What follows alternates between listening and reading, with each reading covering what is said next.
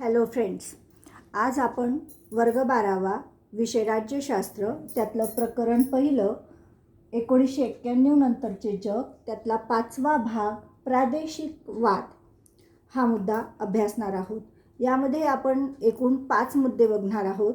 प्रादेशिक वाद म्हणजे काय, प्रादेशिक संघटना स्थापन का झाल्या, त्यामागची कारणे, कारणीभूत घटक किंवा का स्थापन होतात, त्याचा उद्देश काय आहे, महत्त्व काय आहे, त्यानंतर युरोपमध्ये या प्रादेशिक संघटनांची स्थापना कोणत्या तत्वावर सुरू झाली, आशियामध्ये कोणत्या तत्वावर सुरू झाली, आफ्रिकेमध्ये कोणत्या तत्वावर सुरू झाली, त्यानंतर या संघटना सुरू होण्याच्या सुरुवातीला करार कसे केले गेले आणि मग त्याच करारांचं रूपांतर जागतिक प्रादेशिक संघटनेमध्ये कसे झाले. आणि त्यानंतर याच भागामध्ये आपल्याला विविध प्रादेशिक संघटनांचा पूर्ण थोडक्यात एक समरी घ्यायची आहे, एक सारांश रूपाने त्या संघटनांची ओळख करून घ्यायची आहे.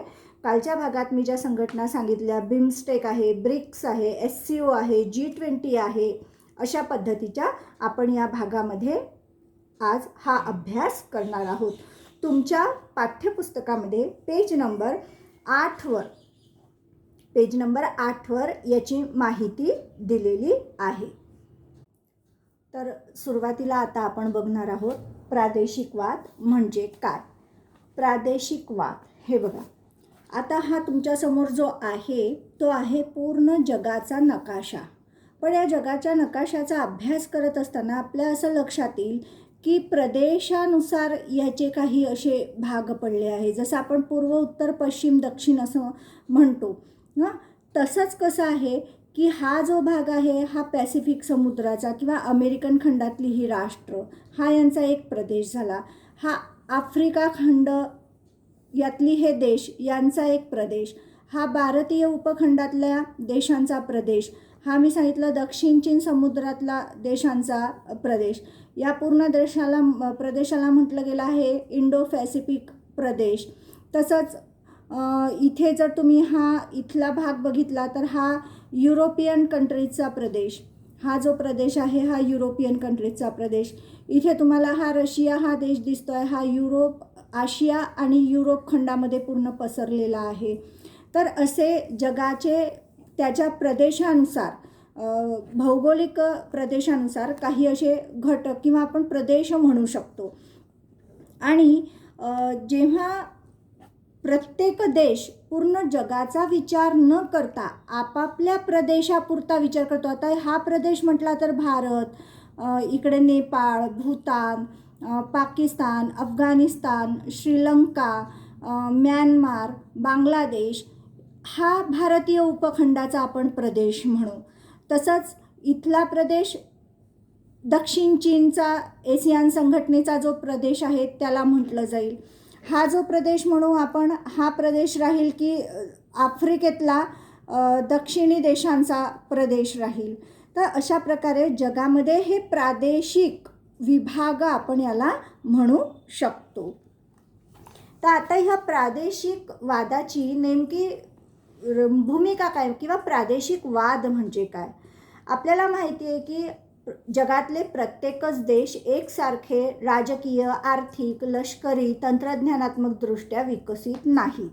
काही देश तर असे होते 20व्या शतकाच्या मध्यामध्ये की जे नुकतेच स्वतंत्र झाले होते आणि त्यांनी विकासाला नुकतीच कुठे सुरुवात केली होती. तर युरोप खंडातले काही देश प्रगत होते. अमेरिका म्हणजे USA प्रगत होता, पण त्याच अमेरिकेतले, दक्षिण अमेरिकेतले देश मात्र विकसनशील होते. आफ्रिका, आशिया खंडातले अनेक देश नवस्वतंत्र झाल्यामुळे विकासाला सुरुवात करणारे होते. त्यामुळे पूर्ण जगाचा विचार करता काही घटक हे विकसनशील, काही भाग जगाचा हा विकसित, तर काही पूर्ण विकसित झालेला होता, काही अविकसित, काही विकसनशील.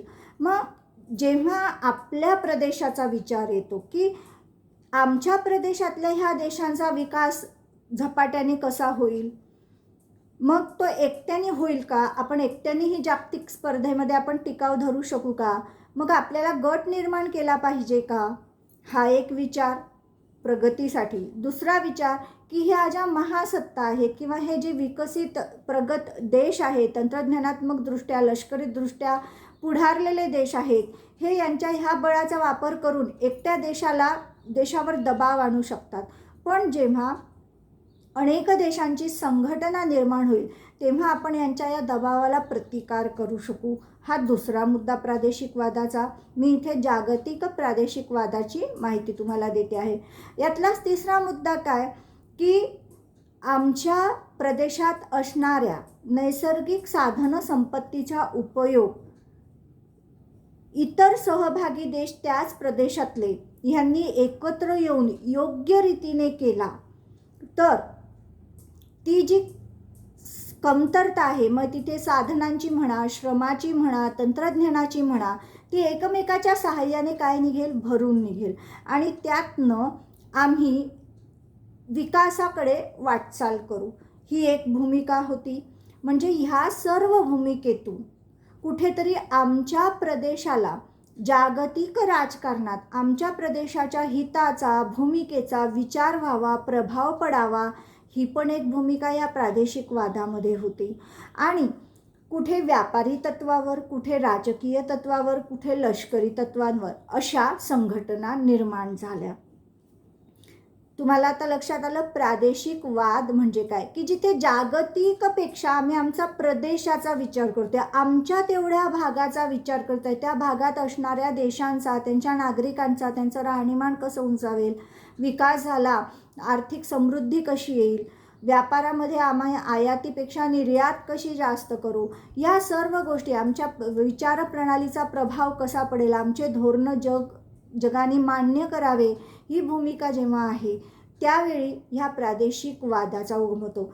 यात पुन्हा एक मुद्दा आपण अस्मितेचा पण टाकू शकतो की भारतीय उपखंडातली भारतीय अस्मिता, आफ्रिकन संस्कृती, आशियन म्हणजे भारतीय संस्कृती, चीनी संस्कृती, अशा पद्धतीने आमच्या प्रदेशाची जे एक वैशिष्ट्य आहे जागतिक स्तरावर, हे पूर्ण जग आपण जर विचार केला तर ह्या जागतिक स्तरावर प्रत्येक प्रदेशाची एक एक संस्कृती आहे, भाषा, अस्मिता, मग त्यांचं पण ते वैशिष्ट्य अबाधित राखून आम्ही आमचं मूल्य या जागतिक मंचावर कसं वाढवू शकतो, म्हणजे आमचं वैविध्य जोपासून आम्ही जागतिक स्तरावर आमचा प्रभावही कायम ठेवू शकलो पाहिजे.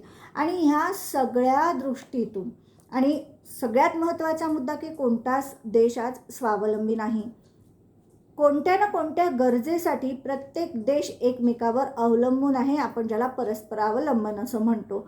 मग ह्या सगळ्या मुद्द्यांसाठी प्रादेशिकतावादाची या मुद्द्यांमुळे प्रादेशिकतावादाची भावना निर्माण होते. लक्षात घ्या, कोणतीही कृती करायच्या आधी तो विचार डोक्यात येतो, मग त्या विचारावर मंथन करून एक कृती आराखडा, ज्याला आपण नियोजन करून एक आराखडा तयार होतो आणि त्यावर प्रत्यक्ष कार्यवाही सुरू होऊन प्रत्यक्षात एखादी संघटना अस्तित्वात येते. म्हणजे हे इतके टप्पे आहेत. म्हणजे पहिले प्रादेशिकवाद हा इथे जन्म घेतो डोक्यामध्ये विचारांच्या रूपाने. आता हा प्रादेशिकवादाला भावना मोकळी करून देण्यासाठी कुठेतरी एक नेतृत्व पुढे यावं लागतं.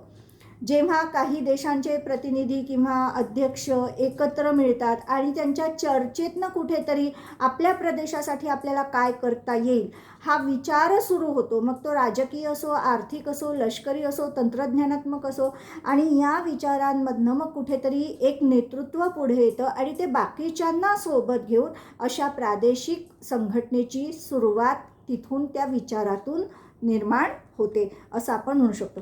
प्रादेशिकवाद म्हणजे काय तुम्हाला कळलं असं मला वाटतं आहे. मी पुन्हा रिपीट करते, प्रादेशिकवाद म्हणजे काय की जागतिक पूर्ण जगाचा विचार करण्याऐवजी आम्ही आमच्या प्रदेशाचा विचार करतोय, त्या प्रदेशात येणाऱ्या देशांचा, तिथल्या नागरिकांचा विकासाचा विचार करतो आहे. आणि उर्वरित देशांशी संबंध प्रस्थापित करताना राजकीय, लष्करी, आर्थिक, तंत्रज्ञानात्मक आम्ही एकेकाने न करता या गटांनी करतोय, जेणेकरून आमचा प्रभाव पडावा आंतरराष्ट्रीय राजकारणावर, त्या मंचावर आमचं म्हणणं ऐकलं जावं किंवा आमच्या म्हणण्याचा विचार व्हावा. कारण विकसित देशांशी विकसनशील किंवा अविकसित देश हे एकट्याने हे कार्य करू शकत नव्हते. मग कुठेतरी एकीचं बळ ज्याला आम्ही म्हणतो ती संकल्पना या प्रादेशिकवादामध्ये आपल्याला दिसून येते. आता यातलाच पुढचा मुद्दा काय आहे की प्रादेशिक संघटना स्थापन होण्याची कारणे किंवा प्रादेशिकवाद आपण बघितला. मग ह्याची जी मी सांगितलं एकदा विचार डोक्यात आल्यावर ह्याची कृती कशी होते की सुरुवात कशी होते तर तुमच्या पुस्तकामध्ये हे दिलेलं आहे.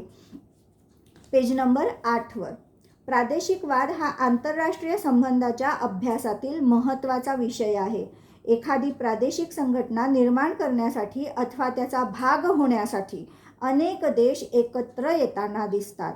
म्हणजे पहिलं काय आहे की प्रादेशिकवाद मी आत्ता सांगितलं काय आहे आणि त्यासाठी एक देश पुरेसा नाही, अशी संघटना निर्माण करण्यासाठी अनेक देशांना काय करावं लागतं, एकत्र यावं लागतं त्याचा हिस्सा होण्यासाठी किंवा ती संघटना स्थापन करण्यासाठी. म्हणजे एकापेक्षा अनेक देश आवश्यक. त्यानंतर या संघटना भौगोलिक तत्वावर किंवा समान राजकीय, वैचारिक, आर्थिक इत्यादी घटकांवर आधारलेल्या असू शकतात. म्हणजे मी आत्ता तुम्हाला सांगितलं की अध्यक्ष एकत्र आले अनेक देशांचे आणि त्यांची चर्चा सुरू झाली. तर सगळ्यात पहिले तर आपला व्यापार हा शक्यतोवर आपण सुरुवात शेजारी देशांपासून करतो आहे. इथे म्हटलं भौगोलिक तत्व.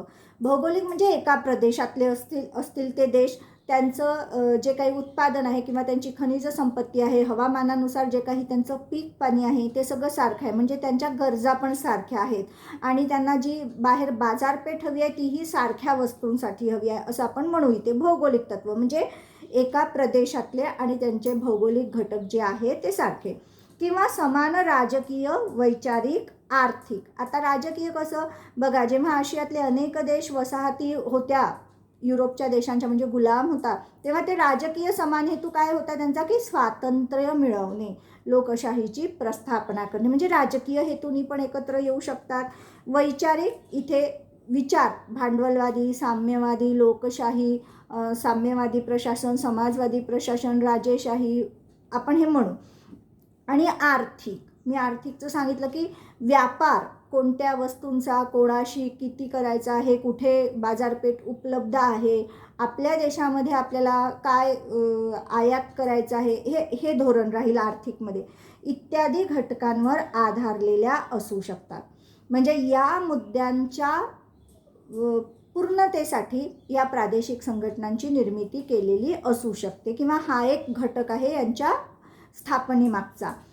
नंतरचा घटक आहे प्रादेशिक संघटना बांधताना देशांनी भौगोलिकरित्या जोडलेले असणे महत्त्वाचे असतेच.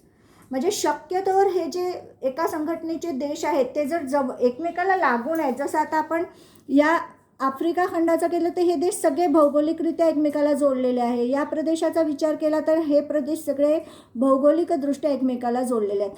पण महत्त्वाची आहे पण एक आवश्यकच असं नाही. कारण G20ची संघटना जर तुम्ही बघितली तर तुमच्या लक्षात येईल या G20मध्ये भारत आहे तर अमेरिका पण आहे की जो कुठे भौगोलिकदृष्ट्या जोडलेला नाही, वेगवेगळ्या खंडातले देश आहेत. पण शक्यतोवर जर तुम्ही या संघटनांचा अभ्यास केलात प्रादेशिक संघटनांचा तर हे क्षेत्र जे सदस्य देश आहे यांचं क्षेत्र तुम्हाला जवळजवळ भौगोलिकरित्या जवळ असलेलं आढळून येतं. त्याशिवाय काही व्यावहारिक आणि संसाधनासंदर्भातले मुद्देही महत्त्वाचे ठरतात. व्यावहारिकमध्ये आर्थिक म्हणजे व्यापार आला, देवाणघेवाण आली. कुठलीही देवाणघेवाण ही हेतुपुरस्सर असते, निस्वार्थ नसते. या हाताने देणे, त्या हाताने घेणे, जिथे व्यापारी भाषेत आपण याला आयात निर्यात म्हणू.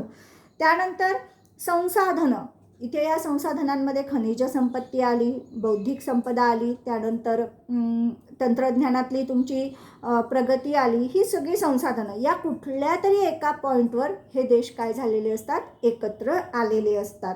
यामध्ये दळणवळण आणि संपर्क व्यवस्था म्हणजे आता पूर्ण आपण ज्याला नेट म्हणतो आहे की मोबाईल जी क्रांती झाली आहे त्यामुळे जी संपर्क यंत्रणा ज्याला आपण म्हणू ते.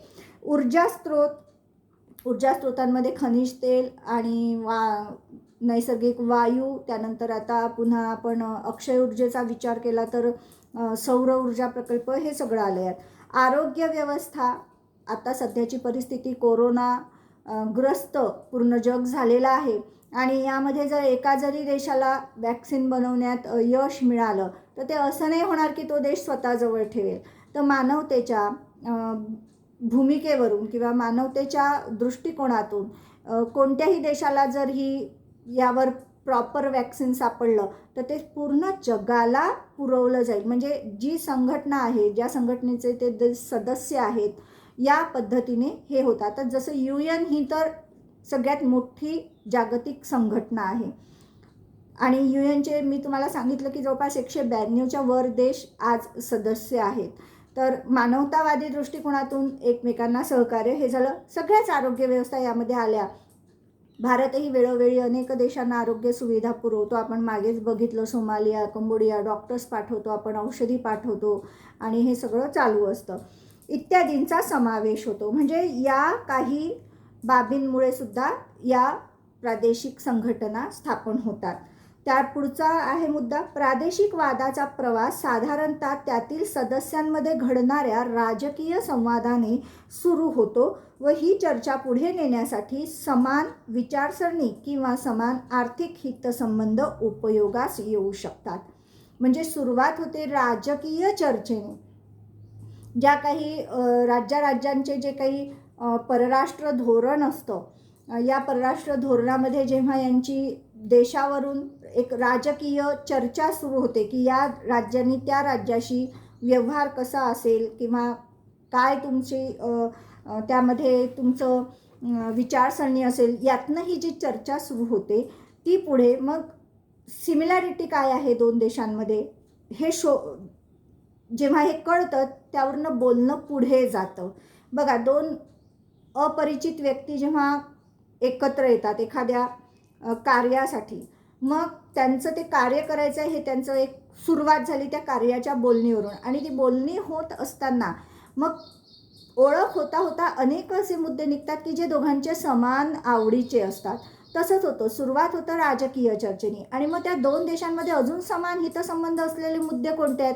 मग ते असू शकतात आर्थिक व्यापाराचे, असू शकतात तंत्रज्ञानाच्या विकासातले, आरोग्य क्षेत्रातले, आणि मग ही चर्चा पुढे जाते. आणि मग जेव्हा लक्षात येतं आहे की एकट्याने प्रयत्न करण्यापेक्षा जर आपण मिळून प्रयत्न केले तर कदाचित यश लवकर मिळेल, वेळ त्यानंतर श्रम आणि पैसा याची बचत होईल आणि अधिक प्रॉपरपणे, कारण दोन टीम एकत्र येऊन काम करतात आहे, तेवढी बौद्धिक त्यांची ऊर्जा वाढली आहे, तर हे कार्य लवकर होईल आणि यामधनं ही पुढे जात संघटनेचं प्रारूप तयार होतं.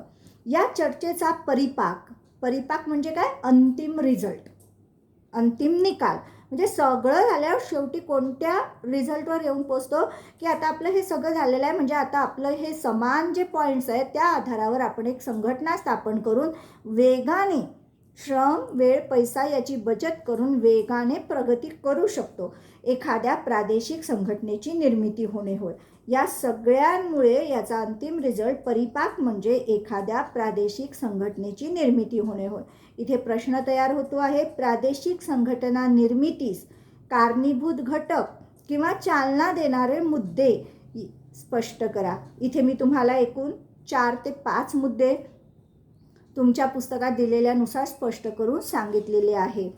त्याच्या आधी मी प्रादेशिकतावाद म्हणजे काय हे पण सांगितलेलं आहे.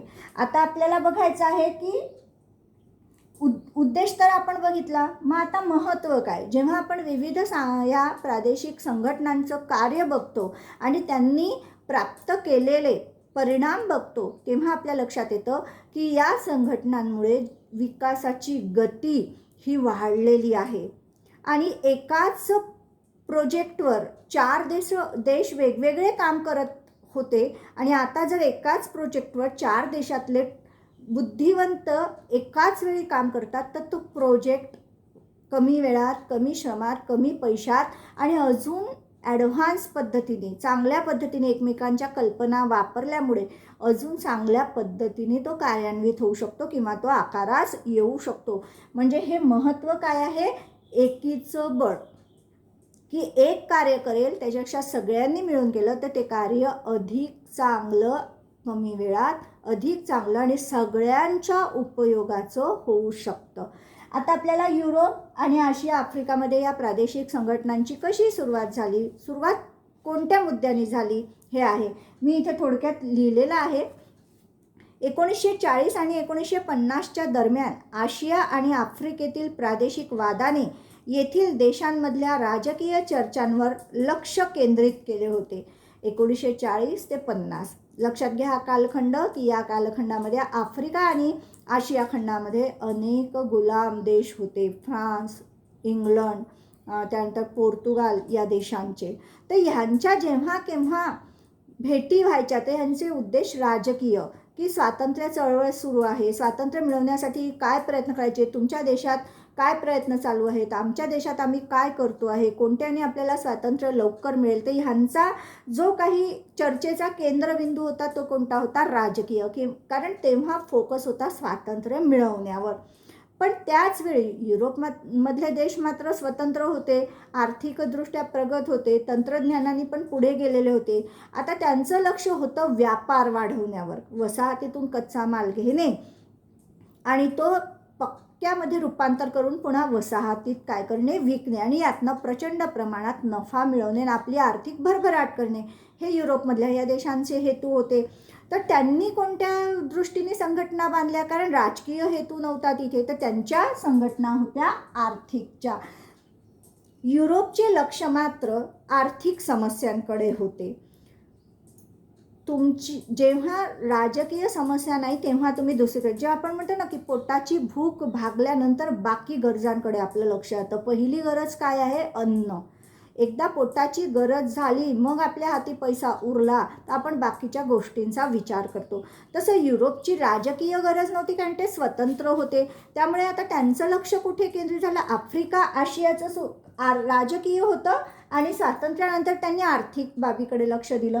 पण युरोपचं मात्र राजकीय ऑलरेडी स्वातंत्र्य असल्यामुळे ते आर्थिक बाबीकडे. युरोपचे लक्ष मात्र आर्थिक समन्वयाकडे होते. समन्वय म्हणजे त्या प्रदेशाचा आर्थिक एकीकरण कसं होईल. उदाहरणार्थ युरोपमध्ये युरोपीय कोळसा आणि पोलाद समुदाय ECSC हिची निर्मिती 1951 मध्ये झाली. थोडक्यात याचं माहिती सांगते. ही आपण जी पुढे एक संघटना बघणार आहोत, EU युरोपियन युनियन, या संघटनेची ही पहिली पायरी होती.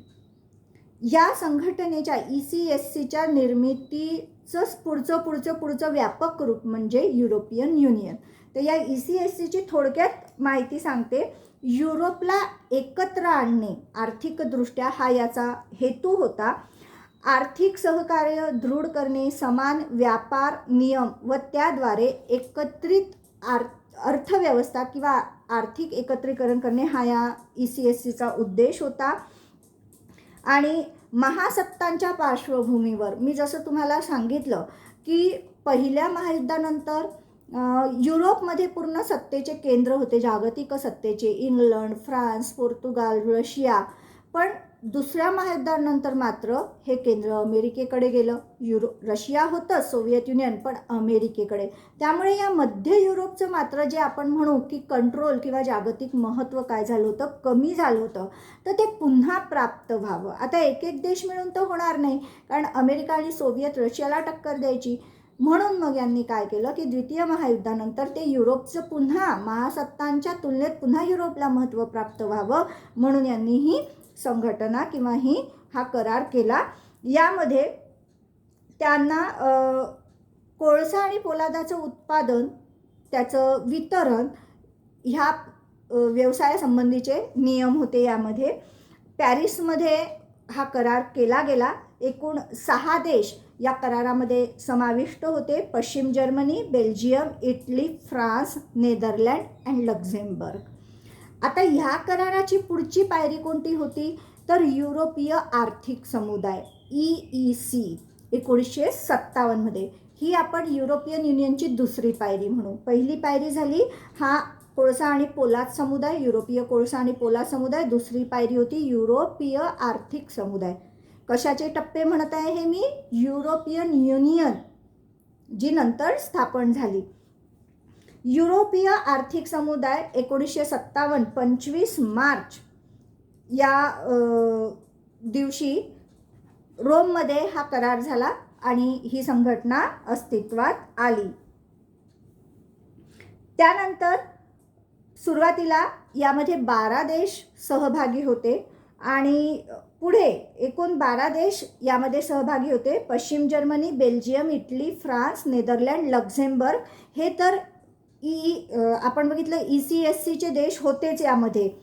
म्हणजे कारण या 51च्याच कराराची ही पुढची पायरी आहे म्हणून ते 6 देश तर होतेच. आता ॲड कोणते देश झाले अजून? Denmark, Ireland, Britain, Greece, Spain, Portugal आणि 1989मध्ये जेव्हा जर्मनीचं एकीकरण झालं तेव्हा जर्मनी. सुरुवातीला पश्चिम जर्मनी होतं, मग एकत्रीकरण झाल्यामुळे पूर्ण जर्मनी झालं. असे एकूण किती देश यामध्ये सहभागी आहे? या करारामध्ये होते 12 देश सहभागी होते आणि नंतर एक जर्मनी 1989ला झालं. त्यानंतर आता ह्याची भूमिका कशी होती? सहकार्य व अंतर्गत व्यापार वाढवणे या EECची भूमिका काय होती? न्यायालयीन बाबींसाठी मांडणी करणे, की जर काही तंटे उद्भवले तर त्याचा न्यायनिवाडा कोणत्या नियमांनुसार आणि कोणत्या कार्यक्षेत्रामध्ये किंवा अधिकार क्षेत्रामध्ये केला जाईल. परराष्ट्र व संरक्षण धोरणाचा आराखडा पण बांधणे, कारण ह्या आर्थिक संघटना आहेत तर या सदस्य देशांचे इतर देशांशी कसे संबंध राहतील याची पण मांडणी. तुम्ही वैयक्तिक करा पण ह्या संघटनेच्या माध्यमातून तुम्हाला काही नियमांचं पालनही करावं लागेल, हे यामध्ये केलं गेलं होतं. त्यानंतर युरोपीय अणुऊर्जा समुदाय युरोटॉम 1958मध्ये 1 जानेवारी 1958मध्ये याची पण स्थापना झाली आणि 25 मार्च 1957ला याचा ठराव झाला. आणि जेव्हा EECची स्थापना झाली तेव्हा याही बाबत, कारण अणुऊर्जा द्वितीय महायुद्धानंतर अण्वस्त्र निर्माण झालं होतं जे नुकताच अमेरिकेने प्रयोग केला होता. मग त्या तोडीला आता युरोपनी पण अण्वस्त्र संपन्न व्हावं या उद्देशाने या संघटनेची स्थापना केली गेली, युरोपीय अणुऊर्जा समुदायाची. आणि ठराव झाला 25 मार्च 1957ला आणि तो अस्तित्वात आला 1 जानेवारी 1958ला. या करारामध्ये संपूर्ण EUचे 27 देश सहभागी आहेत. ब्रिटन पण होता पण तो आता बाहेर निघाल्यामुळे 27 देश सहभागी आहेत आणि एक स्वित्झर्लंड जो युरोपियन युनियनचा सदस्य नाही आहे, पण या करारामध्ये मात्र स्वित्झर्लंड सहभागी आहे. म्हणजे आपणास असं म्हणता येईल की युरोपियन युनियन ही जी संघटना युरोप खंडातल्या देशांची बनली आहे, प्रादेशिक संघटना, तर ECSC 1951ची ही पहिली पायरी होती. त्यानंतर 1957ला EEC ही दुसरी, 58ला युरोटॉम ही तिसरी पायरी. आणि ह्या एकेका करारातून जी व्यापक करार होत गेले त्याचं सर्वात मोठं रूप म्हणजे आज जे दिसत आहे आपल्याला युरोपियन युनियन. कारण हे जे सर्व तुम्ही सदस्य देश बघाल या करारांमधले, तर हे सर्व सदस्य देश युरोपियन युनियनचे सदस्य आहे. एक स्वित्झर्लंडचा अपवाद मी तुम्हाला सांगितलेला आहे. पुढे 1960च्या सुमारास प्रादेशिक सहकार्याच्या संकल्पनेचा आशियामध्ये प्रसार झाला. प्रादेशिक सहकार्य, आता या सहकार्यामध्ये सगळ्या गोष्टी अंतर्भूत आहेत. यामध्ये सगळ्या गोष्टी अंतर्भूत आहेत या प्रादेशिक सहकार्यामध्ये. इथे आर्थिक, राजकीय, लष्करी, आरोग्य, सामाजिक, सांस्कृतिक, शैक्षणिक, तंत्रज्ञानात्मक, नागरिकांच्या सोयी सुविधा, नागरिकांना मिळणारे मानवी हक्क, या सगळ्या गोष्टींमध्ये नैसर्गिक साधन संपत्ती, उत्पादन, वितरण, पर्यावरण रक्षण, ह्या सगळ्या गोष्टी या प्रादेशिक सहकार्यामध्ये समाविष्ट आहेत. आणि आशियामध्ये स्वतंत्रता मिळाल्यानंतर 50 ते 60 या दशकामध्ये, 1950 ते 60 या दशकामध्ये आता प्रादेशिक सहकार्य करून आपण विकास करून या विकसित देशांच्या रांगेत लवकरात लवकर कसं पोचायचं यासाठी आपण एकमेकांना सहाय्य करायचं. एकमेका सहाय्य करू अवघे धरू सुपंथ या नियमानुसार सगळ्यांनी एकमेकाच्या हातात हात घेऊन एकमेकांना लागेल ती मदत करून प्रदेशाचा विकास, फक्त माझ्या देशाचा नाही तर माझ्या प्रदेशाचा विकास, म्हणजे फक्त भारताचा नाही तर भारतीय उपखंडाचा विकास. आणि याच भावनेतून भारत भूतानला, नेपाळला, श्रीलंकेला, अफगाणिस्तानला मदतही करत असतो. 8 ऑगस्ट 1967मध्ये एशियानची स्थापना झाली याच भूमिकेतून. मी तुम्हाला एशियानचं क्षेत्र पुन्हा दाखवते आहे. एसियान देशांचे सदस्य देश आहेत हे इथले जे दिले आहेत हे आहेत एसियानचे सदस्य देश आणि भारत या एसियान देशांचा संवाद सदस्य आहे. म्हणजे 2 वेळा होता आणि भारत या एसियानमध्ये पण सहभागी होण्यास उत्सुक आहे. 1960 मध्ये आर्थिक निकषांवर आधारलेल्या प्रादेशिक संघटना उदयास आल्या. आर्थिक म्हणजे फक्त व्यापार, ज्याला आपण म्हणू की गॅट करार वगैरे म्हणू, अशी संघटना. नाटो सारख्या काही संघटनांनी संरक्षणाच्या बाबीवर लक्ष केंद्रित केले. नाटो ही अमेरिका प्रणीत एक संरक्षणासाठी बनलेली लष्करी संघटना आहे. मागच्या एका टॉपिकमध्ये मी तुम्हाला नाटोचं पूर्ण माहिती सांगितलेली आहे, तरी थोडक्यात पुन्हा सांगते आहे की नाटो हा करार अमेरिका प्रणीत आहे. या नाटोमध्ये 30 देश एकूण सहभागी आहेत. 4 एप्रिल 1949ला या नाटो या कराराची काय झाली आहे, सुरुवात झालेली आहे आणि आजही हा करार अस्तित्वात आहे. तर असे म्हणजे बघा, या प्रादेशिक संघटना ज्या काही आज जागतिक स्तरावर आहे त्या राजकीय स्वरूपावर पण एकत्रित आलेल्या देशांच्या आहेत, आर्थिक बाबींवर एकत्रित आलेल्या देशांच्या आहेत, लष्करी बाबींवर म्हणजे संरक्षणाच्या बाबीवर एकत्रित आलेल्या आहेत, विकास, तंत्रज्ञान, सहकार्य, प्रादेशिक सहकार्याच्या बाबीमध्ये एकत्रित आलेल्या अशा काही संघटना आहेत. तर अशा विविध मुद्द्यांवरनं, आर्थिक, राजकीय, लष्करी, सहकार्य या विविध मुद्द्यांवरनं या काळामध्ये म्हणजे 1950 नंतर तर 2000 म्हणजे आज तागायत या संघटना बनल्या. त्यांचं रूप व्यापक होत आहे. म्हणजे पहिले कमी मेंबर होते, आता मेंबर्स वाढत आहेत. काही जे आधी नव्हते पण आता त्यांची इच्छा आहे की या संघटनेत आम्हाला सामील व्हायचं आहे. अशा पद्धतीने त्या व्यापकही होत आहेत. आता इथेच तुम्हाला तुमच्या चौकटीमध्ये व्यापारी गट म्हणजे काय, व्यापारी गट इथे तुम्हाला एकदम स्पष्ट कळतं. व्यापारी गट, व्यापार हा शब्द आलेला आहे. देवाणघेवाण, आयात निर्यात. जशी व्यक्तीमध्ये होते, आपण बाजारात जाऊन काही खरेदी करतो, तसंच देशांदेशांमध्ये सुद्धा खरेदी विक्री होत असते. माझ्या देशामध्ये जर एखाद्या वस्तूचं उत्पादन जास्त झालं, उदाहरणार्थ मागच्या वर्षी कांदा भारतामध्ये आयात करावा लागला. आपण पाकिस्तानकडून कांदा आयात केला कारण भारतामध्ये कांद्याची जी मागणी होती ती पुरवठ्यापेक्षा जास्त होती, मग आपण आयात केलं. तसंच आपण भारतातून साखर निर्यात करतो, म्हणजे हे झालं व्यापार. मग आता व्यापारी गट काय, ज्या राष्ट्रांसोबत ही गोष्ट फुकट होत नाही, काहीतरी बदली द्यावं लागतं. मग आता चलन आहे प्रत्येक देशांचे. कधी कधी मी एका देशाकडून जर उदाहरण देते आहे, मी इथे तुम्हाला समजावं म्हणून सोपी आकडा वापरते. मी एखाद्या देशाकडून जर 1000 रुपयाचा वस्तू आयात केल्या तर मला एकदा त्यांना पैसे द्यावे लागतील किंवा तेवढ्याच किमतीच्या वस्तू निर्यात कराव्या लागतील.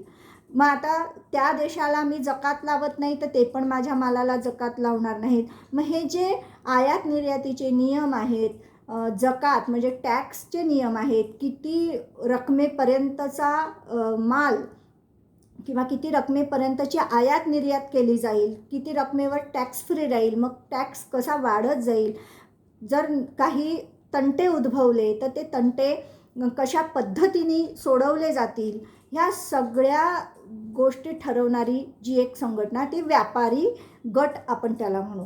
आता हा व्यापारी गट 4 देशांचा असू शकतो, 10 देशांचा असू शकतो, 50ही देशांचा असू शकतो. ठीक आहे ना. तर आता लक्षात घ्या, अनेक देश मिळून आपले आर्थिक हितसंबंध दृढ करण्याकरिता काही विशेष करार करण्यासाठी व्यापारी गट स्थापन करतात.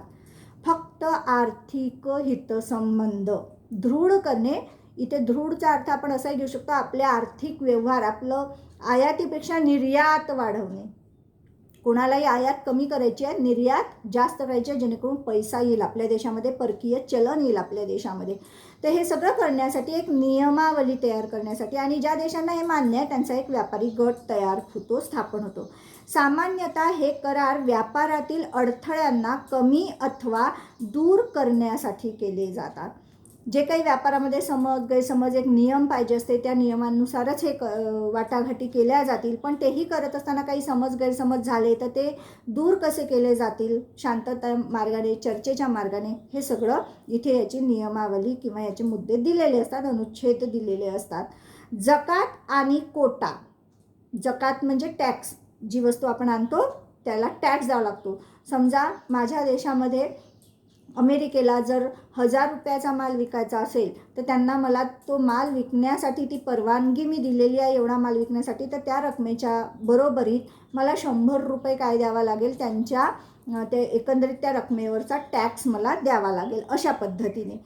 आणि कोटा, मर्यादा, मी सांगितलं ना की 1000च तुम्ही किती वाटेल तेवढा माल विकणार नाही, आणि जर विकत असाल तर मग त्याच्यानुसार तुमचे जकातीचे म्हणजे टॅक्सचे टप्पे पडतील. हे व्यापारातील अडथळ्यांचे प्रमुख प्रकार आहेत. हे प्रमुख प्रकार आहेत. आता इथे थोडंसं मी तुम्हाला सांगू इच्छिते की असा व्यापारी करार दुसऱ्या महायुद्धानंतर 30 ऑक्टोबर 1947ला काही देश एकत्र आले युरोपातले, आणि त्यांनी असा व्यापारी गट असावा की ज्यामुळे वाद कमी होतील आणि आयात निर्यात सुलभ होईल म्हणून चर्चा केली. आणि 1 जानेवारी 1948ला असा एक करार झाला ज्याला आपण गॅट करार असं म्हणतो. सुरुवातीला जेव्हा ठराव होत होता तेव्हा 8 देश सहभागी होते, पण हा करार मूर्त स्वरूपात येईपर्यंत एकूण 22 देश या गॅट करारामध्ये 48 साली समाविष्ट झाले. आता या गॅट कराराचंच पुन्हा व्यापक रूप 1986मध्ये झालं. ते कसं झालं की बौद्धिक संपदेचे आणि उरुग्वे येथील बैठकीमध्ये बौद्धिक संपदा, ज्याला आपण कॉपीराईट म्हणतो, या संदर्भामध्ये पुन्हा याचं रूप व्यापक केलं गेलं की वस्तूच नाही तर आता पेटंट आणि बौद्धिक संपदा या रूपामध्ये 1986ला या गॅट करारालाच अजून व्यापक रूप दिलं गेलं.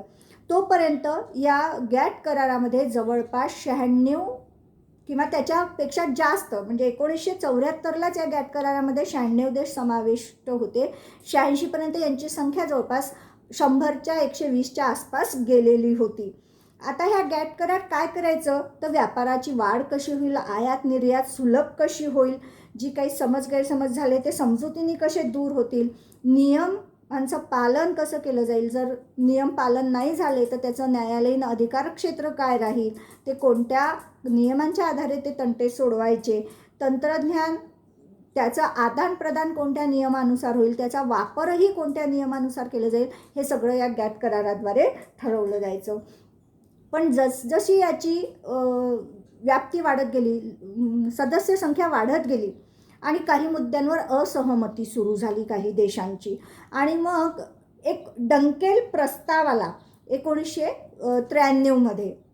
गॅटचे जे अध्यक्ष होते त्यावेळेचे डंकेल यांनी मग ही असहमती झाल्यामुळे एक प्रस्ताव तयार केला 15 डिसेंबर 1993ला. त्याला डंकेल प्रस्ताव म्हणतात. आणि या डंकेल प्रस्तावाचं एक प्रारूप तयार झालं जे सगळ्यांना मंजूर होतं, आणि ह्याच प्रारूपाचं रूपांतर झालं WTO मध्ये, वर्ल्ड ट्रेड ऑर्गनायझेशन, जागतिक व्यापार संघटनेमध्ये.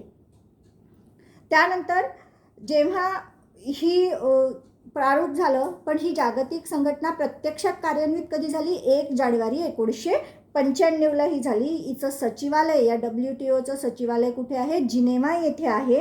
आणि भारत 15 एप्रिल 1994ला भारताने यावर सही केली. आजतागायत या WTOचे 164 देश सदस्य आहेत.